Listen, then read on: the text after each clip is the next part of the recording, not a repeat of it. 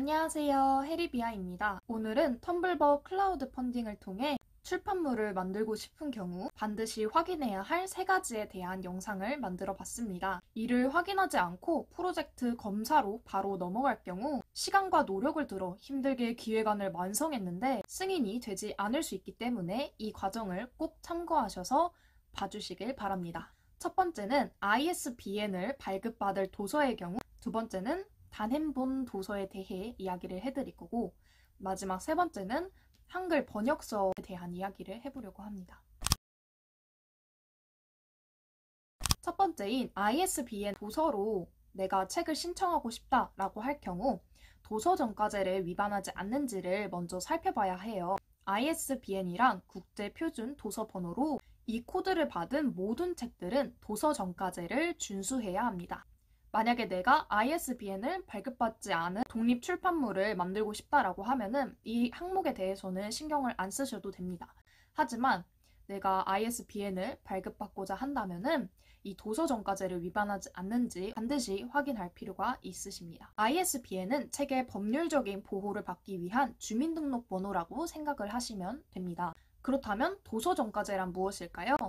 도서정가제는 도서의 할인을 최대 10%까지 정한 법입니다. 즉, ISBN을 발급받은 모든 책들은 다 최대 10%까지만 할인이 된다는 것이에요. 그래서 공개 검토를 할 때 이 사항에 대해 확인을 하고 있습니다. 조금 어려울 수 있으니 예시를 한번 들어서 설명을 해드릴게요. 예를 들어 한 권에 10,000원짜리 책을 제공하는 선물의 경우 만원에 10%를 뺀 가격은 9,000원이죠. 한 권당 받을 수 있는 펀딩 후원 금액의 최소 금액이 9,000원 이상이 되어야 한다는 것입니다. 그리고 제일 중요한 거는 여기서 배송비도 고려를 해야 한다는 것인데요. 보통 배송비를 한 권에 한 3,000원 정도로 잡으면은 책 한 권당 펀딩을 받는 최소 금액이 12,000원 이상은 되어야 도서정가제를 위반하지 않는다라고 생각을 하시면 될 것 같습니다. 두 번째는 단행본에 대한 정보 사항입니다. 후원자들이 선물에 대해 정확한 정보를 알 수 있다면 더욱 쉽게 후원을 결정할 수 있습니다. 따라서 표지 가안, 본문 시안,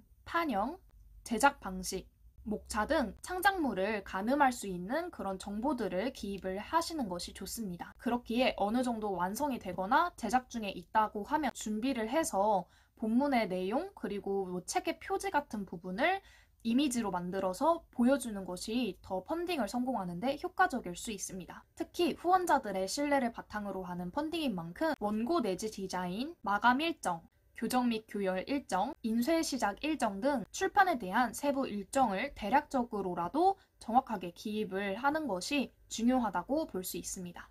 세 번째, 마지막 확인 사항은 한글 번역서의 경우입니다. 이때는 번역서의 한글 판권을 확인을 해보셔야 되는데요. 그래서 공개 검토 과정에서 한글 판권과 관련된 서류들을 확인하고 있으니 이 점은 꼭 참고해 주세요.